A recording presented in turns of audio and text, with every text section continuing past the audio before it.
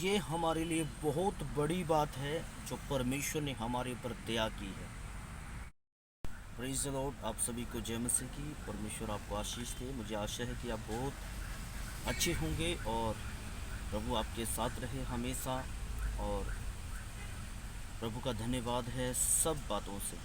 और मेरे प्रियो, आज मैं प्रभु का धन्यवाद करता हूँ कि प्रभु ने मौका दिया और मैं आप लोगों के साथ परमेश्वर के वचन को कुछ समय तक बात करूं। देखिए, जब तक हम परमेश्वर के वचन से बात नहीं करते, मुझे बिल्कुल भी अच्छा नहीं लगता। अगर मैं जो भी वीडियो बनाता हूँ, सिर्फ उसमें परमेश्वर की महिमा होनी चाहिए। अगर परमेश्वर की महिमा होती है तो उस वीडियो के जरिए जो लोग हमें फॉलो करते हैं, जो लोग हमारी वीडियो को देखते हैं, वो आशीषित होंगे। अगर परमेश्वर का वचन नहीं होगा उसके अंदर, तो मैं समझता हूँ वीडियो तो देखेंगे, आप मनोरंजन करेंगे, आपको अच्छा लगेगा, लेकिन वो बात परमेश्वर का वचन नहीं होगा तो आपके जीवन में कुछ नहीं होगा। और मैं चाहता हूँ परमेश्वर का वचन जब भी बोलूँ, मैं परमेश्वर का वचन बोलूँ जिससे दुनिया के लोग परमेश्वर को जाने कि उससे छोड़ और कोई परमेश्वर नहीं।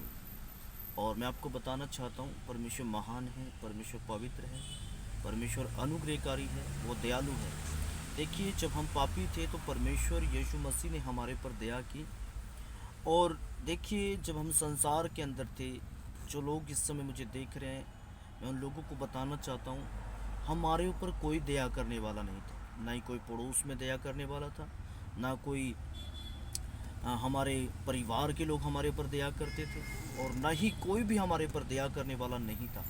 लेकिन मैं आपको बताना चाहता हूँ, प्रभु यीशु मसीह ने हमारे ऊपर अनोखी दया की है, जिसके ज़रिए जो दया परमेश्वर ने की है, जिसके ज़रिए परमेश्वर हमारे जीवन के अंदर अद्भुत कामों को करता है। अगर परमेश्वर की दया हमारी ज़िंदगी में नहीं होती तो मैं बताना चाहता हूँ शायद हम आज दुनिया में नहीं होते।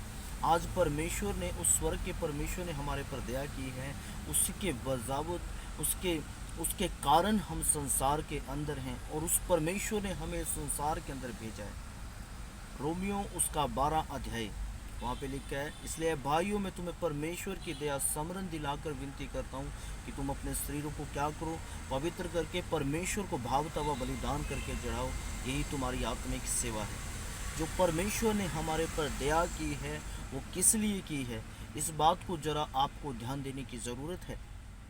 और मेरे प्रियो, आज हमें परमेश्वर की दया को खाली नहीं जाने देना। जब परमेश्वर ने हमारे पर दया की है तो हमें उस दया के अनुसार परमेश्वर के काम को करना है और अपने आप को परमेश्वर को भावता हुआ बलिदान करके चढ़ाना है। जब लोग आपके जीवन को देखेंगे तो उस दया का, जब आपके लोग आपके जीवन को देखेंगे जो दया परमेश्वर ने आपके ऊपर की है, तो मैं आपको बताना चाहता हूँ बहुत सारे लोग उद्धार पाएंगे, आशीष पाएंगे। और परमेश्वर की दया हमारे लिए बहुत बड़ा वो है, बहुत बड़ी बात है कि परमेश्वर की दया हमारे ऊपर। अगर आप इस बात को सोचेंगे, कभी आप अकेले में इस बात को सोचना, परमेश्वर ने कितनी बड़ी दया आपके ऊपर की।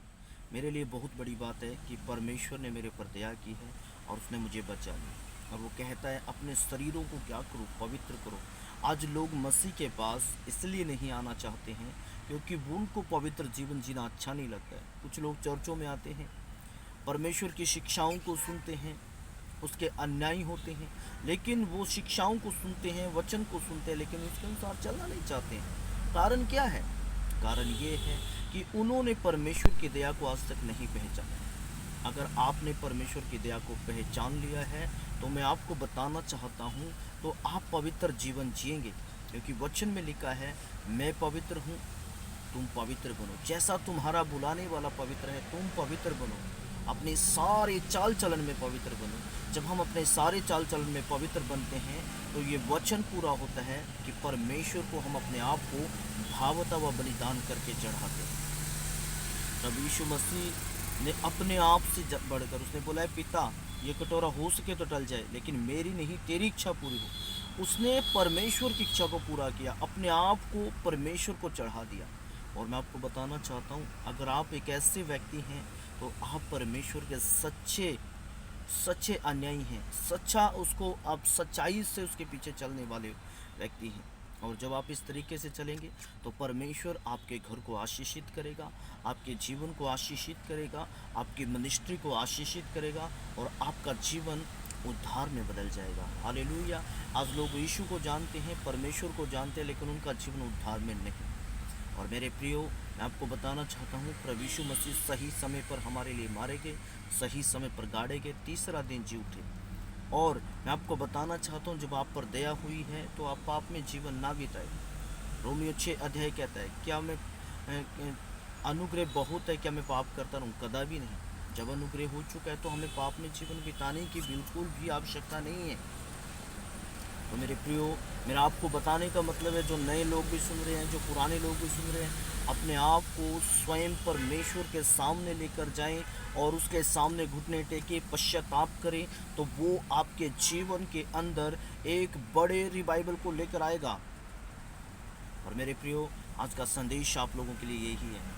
परमेश्वर आपको इन वचनों के द्वारा बहुत आशीष दे, और इस बात को हमेशा याद रखें कि परमेश्वर ने आपके ऊपर दया रखी है और आप अनुग्रह के समय में जी रहे हैं। प्रभु आपको आशीष दे। God bless you. सबको जय मसीह की।